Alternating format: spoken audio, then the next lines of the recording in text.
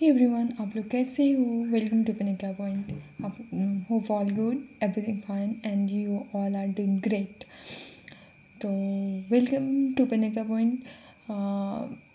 Good good evening all of you, क्योंकि शाम में ही ये ले रहे हैं, वीडियो बना रहे हैं। तो चलिए, थोड़ा ये 1-2 दिन गैप हो गया, थोड़ा सा इधर उधर में, तो कोई नहीं, चलिए हम देखेंगे। न्यूज़ ही तो समझना है, टॉपिक ही तो समझना है। एग्ज़ाम में ऐसा थोड़ी नहीं आएगा कि 2 दिन बाद क्यों उस न्यूज़ को पढ़े। ये सब तो कुछ नहीं। एक हैबिचुअल एक्शन में, एक डिसिप्लिन के साथ कोई काम करने से वो आपको एक रिदम बना रहा था, बस ये बहुत ये इम्पॉर्टेंट होता है। तो चलिए आज का हम देखेंगे COP16 जो है, COP16 to the convention on biological diversity. तो COP16 जो है होने जा रहा है, शुरू हो गया है कैली, कोलंबिया में। याद रखना, अगर प्लेस पूछ लिया जाए कि कहाँ COP16 होने वाला है या हुआ, तो कैली, कोलंबिया। और इसको United Nations convention on biological diversity भी कहा जाता है।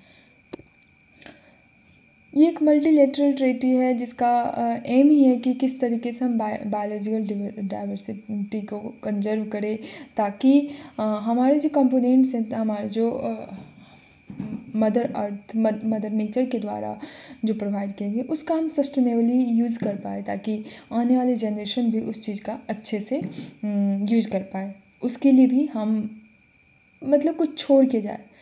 और प्रमोट क्या करना है कि एक से promote for sharing of benefits from genetic resource utilisation. वही है कि किस तरीके से हम रिसोर्स का यूटिलाइज़ करें कि फिर हम मतलब कि एक शेयरिंग हो, या एक इस तरीके से कि हम अभी कुछ उसका बेनिफिट्स हमारे आने वाले कल के लिए जो भी हैं उनके लिए वो बेनिफिट हो, इस तरीके से हम प्रमोट करें इस चीज़ को। CBD, अगर हम कन्वेंशन ऑन बायोलॉजिकल डाइवर्सिटी का बात करें तो इस साइन किया गया था 5 जून 1992, लेकिन एक फोर्स में आया, लागू हुआ 29 दिसंबर 1993। साइन हुआ था रियो डी जेनेरियो का अर्थ समिट चल रहा था, उसी में रेटिफाई, इसमें उसमें 196 कंट्री के द्वारा रेटिफिकेशन इसको मिला था। एक लीगली बाइंडिंग ट्रीटी है, गवर्न होता है कॉप के द्वारा। ये कॉप क्या है? कन्वेंशन ऑफ पार्टीज, कॉप का फुल फॉर्म। सेक्रेटरीट इसका मॉन्ट्रियल, कनाडा है। और 3 ऑब्जेक्टिव्स हैं CBD के, कन्वेंशन वाली। एक जेनेटिक डाइवर्सिटी, स्पीसीज डाइवर्सिटी और हैबिटेट डाइवर्सिटी, मतलब 3 है। जेनेटिक डाइवर्सिटी होना चाहिए, स्पीसीज डाइवर्सिटी और हैबिटेट डाइवर्सिटी होना मस्ट है। और भी है कि हम किस तरीके से बायोलॉजिकल डाइवर्सिटी का सस्टेनेबल यूज कर सके, एक फेयर और इक्विटेबल शेयरिंग ऑफ बेनिफिट्स हो, इस तरीके से करें कि कैसा शेयरिंग हो, फेयर और इक्विटेबल। एक कार्टाजीना प्रोटोकॉल भी से ही रिलेटेड है। 2000 में इसका एडॉप्शन हुआ, लेकिन लागू मतलब एडॉप्ट किया गया था, लेकिन फोर्स में इफेक्टफुली आया 2003 में। ये लिविंग मॉडिफाइड ऑर्गेनिज्म पर बात करता है। एक फिर अगला है नागोया प्रोटोकॉल, हमारा ये अडॉप्ट किया गया था 2010 में। इसका वही है कि किस तरीके से हम जेनेटिक रिसोर्स को एक्सेस दें, ताकि एक फेयर और इक्विटेबल शेयरिंग हो सके।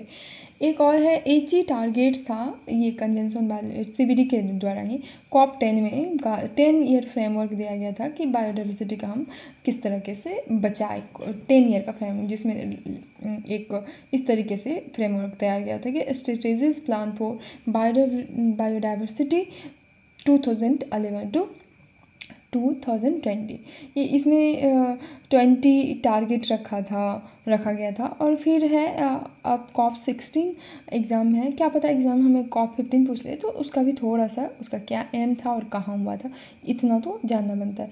COP15 कहाँ हुआ था? COP15 कहाँ हुआ था, इसका प्लेस, हाँ पीछे हम पढ़े, COP15 हुआ था मॉन्ट्रियल, कनाडा में। एडॉप्शन COP15, उसमें भी CBD convention on biological diversity adoption किया गया था। इसमें एक था कौन फ्रेमवर्क पर था, तो Kunming Montreal global biodiversity framework, ये COP15 में बात की। इसका एम था कि 30% हम 30/30 टारगेट था, क्या था, तो 30% हम प्रोटेक्ट करेंगे अपने प्लेनेट को 2030 तक। हम किस तरीके से, उसी तरीके से हमारा प्लान रहेगा। और ये क्या, ये HE बायोडाइवर्सिटी टारगेट को कुनमिंग मॉन्ट्रियल प्रोटोकॉल किसको रिप्लेस किया, HE बायोडाइवर्सिटी, जो हम इससे पहले हम पढ़े HE टारगेट जो COP10 में लिया गया था।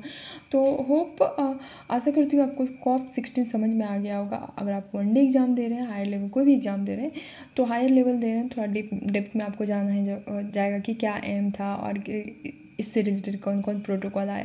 लेकिन आप वनडे एग्जाम दे रहे हैं तो इतना तो आपको मस्ट है कि क्या कहते हैं, ये हो कहाँ रहा है, कैली कोलंबिया, और इसका एम थोड़ा सा जानना जरूरी। और फिर COP16 है तो COP15 का भी, कहाँ मॉन्ट्रियल कनाडा में हुआ था और एम क्या था, इतना। अगर अगला है एजोर्स आइलैंड, एक ग्रुप ऑफ 9 आइलैंड का एक ग्रुप है, और ये नॉर्थ अटलांटिक रीजन या पुर्तगाल में, ये पुर्तगाल का है एजोर्स आइलैंड। और ये वॉल्केनिक आइलैंड है। हम बहुत सारे हम देखते हैं आइलैंड हमारे जो वॉल्केनिक, ये एजोर्स ट्रैपल जैक्सन के ऊपर पड़ता है। ये ट्रैपल जैक्सन क्या है, जहाँ दुनिया का 3 टेक्टोनिक प्लेट में, यूरेशियन प्लेट, नॉर्थ अमेरिका और अफ्रीकन प्लेट, इसीलिए इसको ट्रैपल जैक्सन कहा जाता है। इसका हाईएस्ट पॉइंट मॉन्ट पिको है, लार्जेस्ट आइलैंड साओ मिगुएल है, और ये यहाँ rich diversity of unique flora and fauna भरा पड़ा है।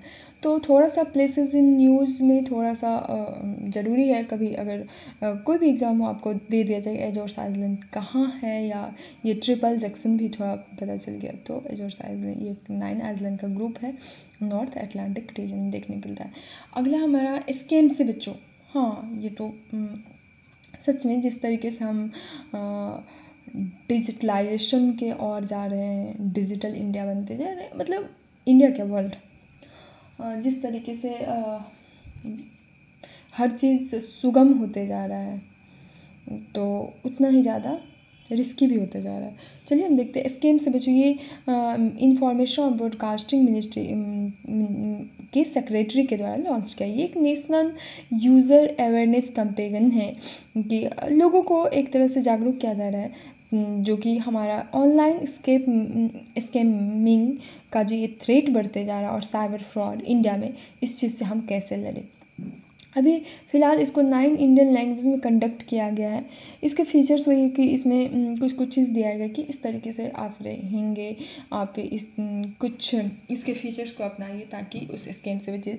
जैसे 2 फैक्टर ऑथेंटिकेशन दिया है कि वो लॉकिंग वाला ब्लॉक कर दीजिए, रिपोर्ट कर दीजिए, इस तरीके से। तो याद रखना, स्कैम से बचो, इंफॉर्मेशन और ब्रॉडकास्ट। और भी और व्हाट्सएप ग्रुप जो होता है उसके प्राइवेसी सेटिंग को आप as a safety tool use कीजिए, ताकि कोई भी आपके जो भी इम्पोर्टेंट जो भी आपके मैसेज हैं या कुछ भी है, उस चीज़ को आप as a safety privacy setting में जाके कर सकते हैं। इसमें ऐसा नहीं एक ही, ये जॉइंट मिनिस्ट्री MITI इसमें आया है, home affairs ministry, information broadcasting और Indian cyber coordination centre IC4, Indian cyber crime coordination centre भी है। ऑब्जेक्टिव क्या हो सकता है कि इंडियन सिटीजन को हम उस तरीके से सशक्त एम्पावर करें कि अब हो ही रहा है तो उस चीज़ के लिए आप सजग होइए। एक हम इस तरीके का कल्चर हम लोगों के बीच इस कल्चर को मजबूत करें, ताकि आप कहीं ना कहीं आगे बढ़ रहे हैं तो थोड़ा सा अवेयर रहिए, थोड़ा सा सजग रहिए। मेटा ग्लोबल नॉलेज भी यूज़ करने का ज़रूरत है, ताकि इंडियंस को सेफ गार्ड करने के लिए। समझ में आ गया होगा, स्कैम से बचो, ये इंफॉर्मेशन ब्रॉडकास्टिंग मिनिस्ट्री के द्वारा, खास करके जो ग्लोबल थ्रेट, ये साइबर फ्रॉड सब जो ऑनलाइन स्कैम से जो उसी के से रिलेटेड है, स्कैम से बचो। अगला हमारा Indian AI mission, artificial intelligence mission with new UI initiative. ये क्या है, इसमें है ना अभी शुरू में 8 प्रोजेक्ट को क्या कहते हैं, प्रमोट किया गया है, ताकि किस तरीके से हम रिस्पॉन्सिबल एआई, ऐसा हम एआई डेवलपमेंट कर सकें जो हर चीज़ जो हमारे लिए नुकसानदायक नहीं हो, या हम उस चीज़ से किसी का नुकसान नहीं करें। ऐसा ये एक गवर्नमेंट का बैक्ड इनिशिएटिव है, जिसमें बोला है इथिकल और रिस्पॉन्सिबल डेवलपमेंट का। एथिकल नैतिकता से भरा हुआ, और रिस्पॉन्सिबल जिम्मेदारी से भरे हुए हम डेवलपमेंट करें एआई का इंडिया में, ताकि अब इंसान अपनी ज़रूरत के लिए, ये नहीं कि किसी को परेशान करने के लिए या किसी को बड़ी मुसीबत में डालने के लिए। नोडल मिनिस्ट्रीज़ का मीटी है, और एम है कि एक फ्रेमवर्क हम बनाएं, एक हम फ्रेमवर्क तैयार करें, हम डेमोक्रेटाइज बेनिफिट को हम डेमोक्रेटाइज करें, इंडियन का ग्लोबल लीडरशिप जो हो रहा है उस तरीके से हम उसमें स्ट्रेंथन करें। इंडिया किस तरीके से एआई में बढ़ते जा रहा है, आर्टिफिशियल इंटेलिजेंस में हम और क्या है कि टेक्नोलॉजिकल सेल्फ रिलायंस को फोस्टर करें, और इथिकल और रिस्पॉन्सिबल यूज़ हम करें एआई का, और independent business division under DIC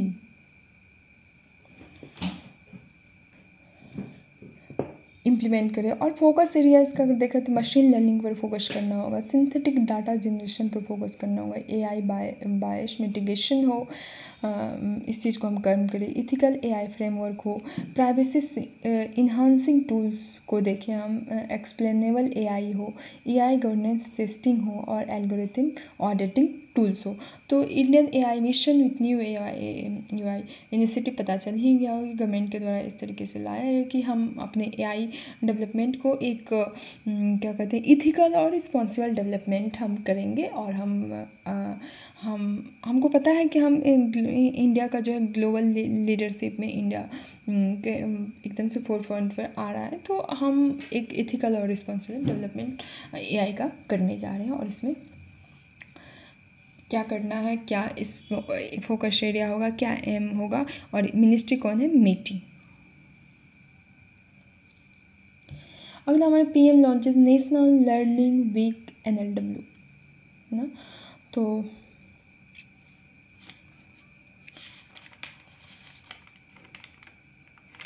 हाँ, अगला नेशनल लर्निंग वीक NLW, ये क्या है, ये स्पेशली सिविल सर्वेंट्स के लिए एक नेशन वाइड कैंपेन चलाया गया है। इसमें क्या है, एक कर्मयोगी सप्ताह चलाया है मोदी जी के द्वारा, कहाँ, न्यू दिल्ली के डॉक्टर अम्बेडकर सेंटर में स्टार्ट किया गया नेशनल लर्निंग वीक। देखते हैं, ये ना ऐसा नहीं कि ये अभी आया, ये लार्ज मिशन कर्मयोगी आया था, तो सितंबर 2022 में ये भी उसी का एक पार्ट है, उसी के तहत ये मिशन कर्मयोगी। मिशन कर्मयोगी में भी बताया गया था कि सिविल सर्वेंट्स को किस तरीके से हम, तो अब लाया गया है कि उसी चीज़ को और आगे बढ़ाया कि नेशनल लर्निंग वीक, इस वीक में मतलब इतने 4 आवर्स तो आपको डेडिकेट करने होंगे, आपको सीखने होंगे, इस तरीके से कहा गया है। तो एम ये है कि जो भी हमारे सिविल सर्वेंट्स हमारे इंडिया, ऑल ओवर इंडिया है नेशन वाइड, उसके स्किल्स को इन्हांस करके, नहीं कि जॉब हो गया, ये नहीं कि जॉब हो गया अब मध्यम पड़ गए हैं, या उस तरीके से हम कोई भी हो, कहा जाता है सीखने की उम्र नहीं होती है, हाँ, इंसान हमेशा सीख सकता है। तो कोई नहीं, एम है क्या कि एक हम ऐसा गवर्नमेंट के द्वारा एक वन गवर्नमेंट मैसेज दिया गया है कि हर किसी को इस नेशनल गोल से अलाइन होना होगा। जैसे गवर्नमेंट के द्वारा बहुत सारे गोल्स लिए गए हैं, तो उस गोल्स को पूरा करने के लिए तो सबको साथ देना होगा। तो और कहीं ना कहीं इसमें PM का इसका मिशन कर्मयोगी या ये नेशनल लर्निंग वीक का जो लाया गया है, तो ये एक लाइफ लॉन्ग लर्निंग को प्रमोट करने का बात क्या कहा जा रहा है कि आप जो जॉब से सीखते हैं थोड़ा सा आप टाइम दीजिए पीयर टू पीयर लर्निंग को और फॉर्मल लर्निंग को। तो इस तरह सिविल सर्वेंट्स को हम उस तरीके वैसे स्किल्स दें जो नेसेसरी हो हमारे सिटीजन सेंट्रिक सर्विस डिलीवरी के लिए उसमें, क्योंकि वो तो कहीं ना कहीं जनता का ही तो सेवा करना है, तो उसके लिए हम सिटीजन सेंट्रिक सर्विस डिलीवरी वो दे सके सिविल सर्वेंट वो एक जनता का सेवक। इसमें एक फ्यूचर रेडी वर्कफोर्स तैयार होगा जो हमारे इंडियन इथो को एक ग्लोबल प्रोस्पेक्टिव पर लाया जाएगा। वही बात है कि इंडिया को ग्लोबली इंडिया एक फोर पॉइंट पर आ पाए। इसी में एक EHRMS है, electronic human resource management system है। और फिर हम एक फ्रेमवर्क तैयार कर जो मॉनिटर और एवोल्यूट करेगा। फीचर्स वही है, यूनिफाइड लर्निंग प्लेटफॉर्म हो, 70-20-10 लर्निंग मॉडल। तो वही 70 क्या है कि आप ठीक है जॉब से आप सीख रहे हैं, 20 क्या है पीयर टू पीयर लर्निंग, और 10 है थ्रू फॉर्मल लर्निंग, फॉर्मल भी आपको सीखना होगा। इसमें और डिजिटल लर्निंग का बात किया गया और इन एक ग्लोबल बेस्ट प्रैक्टिस हो, एक्सपोजर हो। तो यही रखना है कि लाइफ लॉन्ग लर्निंग को कहीं ना कहीं प्रमोट किया गया। हम पढ़े थे ना अभी मिशन कर्मयोगी का ही कहीं ना कहीं एक पार्ट है, उसी के तहत ये नेशनल लर्निंग वीक लाया गया। तो इसके हम पिलर्स जैसे मिशन कर्मयोगी के पिलर्स को देखिए तो पॉलिसी फ्रेमवर्क पर बात करता है, competency framework, institutional framework, IGOT कर्मयोगी, EHRMS ये क्या है, electronic human resource management system, और M&E। अगला हमारा नाफेड न्यूज़ में आ गया है, थोड़ा हम देख लेते हैं। इसका कुछ इस तरीके से था कि इसके जो भी अच्छा छोड़िए, नाफेड हम full form national agriculture cooperative marketing federation of India. News में आ गया था, हम इसके कुछ स्टैटिक या देख लेते हैं, एग्जाम में पूछ लिया जाएगा। फुल फॉर्म है national agriculture cooperative marketing federation of India. ये एक एपेक्स ऑर्गेनाइजेशन है मार्केटिंग कोऑपरेटिव्स का फॉर जो भी हम इंडिया में एग्रीकल्चरल प्रोड्यूस करते हैं। मिनिस्टर ऑफ ये कौन है, कोऑपरेटिव्स के अमित शाह जी। रजिस्टर्ड किया गया था as a multi state cooperative societies act 2002, याद रखना नाफेड को कब रजिस्टर किया 2000। मिनिस्ट्री ऑफ एग्रीकल्चर के तहत आता है। स्थापना इसका 2 अक्टूबर 1952 गांधी जी। रोल है कि वही agriculture promote trade of agriculture produce और forest resource across all over the nation, मतलब पूरे हम इंडिया में हम एग्रीकल्चर प्रोड्यूस जो हो रहा है, हम जो मतलब एग्रीकल्चर से जो हमें क्रॉप्स तैयार हो रहे हैं या जो भी फसल है उसको हम एज ए ट्रेड हम प्रमोट करें। और फिर फॉरेस्ट रिसोर्स भी है बहुत, तो उसको भी हम ग्लोबली मतलब अक्रॉस नेशन या फिर ग्लोबली हम लाएँ। हेड क्वार्टर इसका न्यू दिल्ली है। 4 इसका रीजनल ऑफिस है, जैसे दिल्ली, मुंबई, चेन्नई, कोलकाता। तो नाफेड या फुल फॉर्म आप वनडे एग्जाम भी देंगे तो फुल फॉर्म आपको कभी पूछ लिया जाएगा, इसका स्थापना पूछ लिया जाएगा, मिनिस्ट्री पूछ लिया जाएगा। तो एक रीजनल दिल्ली, मुंबई, चेन्नई, कोलकाता, ये 3-4 टॉपिक हमारा था। नाफेड हम देखे, फिर हम देखे नेशनल लर्निंग वीक, कहीं ना कहीं मिशन कर्मयोगी से रिलेटेड, मिशन कर्मयोगी से ही रिलेटेड था, उसी के तहत ही आया था। इंडिया का AI मिशन देखिए कि किस तरीके से हमारा AI मिशन किस तरीके से हो, कैसा AI गवर्नमेंट एक चाह रहा है कि इथिकल और रिस्पॉन्सिबल डेवलपमेंट हो AI का। और फिर हम देखे थे स्कैम से बच्चों किस तरीके से हमारा ऑनलाइन स्कैम और साइबर फ्रॉड हो रहा है, उससे हम किस तरीके से हम बच सकते हैं। उसके लिए क्या क्या दिया गया था कि आप लोग रिपोर्ट व्हाट्सएप में प्राइवेसी सेटिंग को चेंज कीजिए। फिर एक अजोर्स आइलैंड देखे थे, ये ग्रुप ऑफ 9 आइलैंड्स है जो नॉर्थ अटलांटिक रीजन में ओरिजिन थोड़ा सा लेसन। COP16 हम देखे, ये कहाँ हुआ, कैली, कोलंबिया, जिसको NCVD भी कहा जाता है, मल्टीलेटरल है। और साइन कब किया गया था CVD क्या है, कन्वेंशन बाद में। ये 3 ऑब्जेक्टिव है इसका, जेनेटिक स्पीसीज जो हैबिटेट, और COP15 कहाँ हुआ था, मॉन्ट्रियल कनाडा में। तो ये था हमारा मतलब जो भी है न्यूज़ आज थोड़ा पिछला ही डे का ही है, तो समझ आज का बोल लेते हैं। तो चलिए मिलते हैं कल के वीडियो में। तब तक के लिए स्टे हैप्पी, बाय बाय।